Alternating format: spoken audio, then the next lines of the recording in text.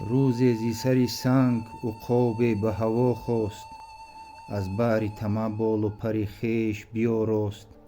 بر راستی بال نظر کرد و چنین گفت: امروز همه روی زمین زیر پر ماست.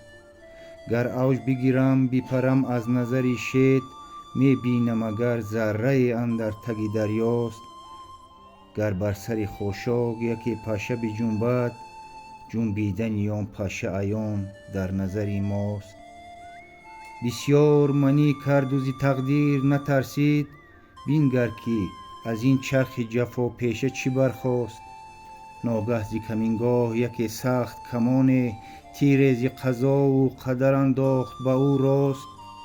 بر بال عقاب آمده آن تیر جگرسوز، و از ابر مرو را به سوی خاک فرو خواست. به خاک بیفتاد و بگردید چو ماهی، وانگه پر خویش کشید از چپ و از راست.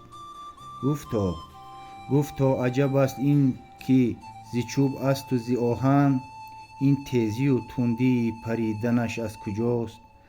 بر تیر نگاه کرد و پر خویش در او دید، گفتا ز کی نالیم که از ماست که بر ماست. حجت تو منی را ز سر خویش بدر کن، بنگر به عقابی که منی کرد و چه ها دید.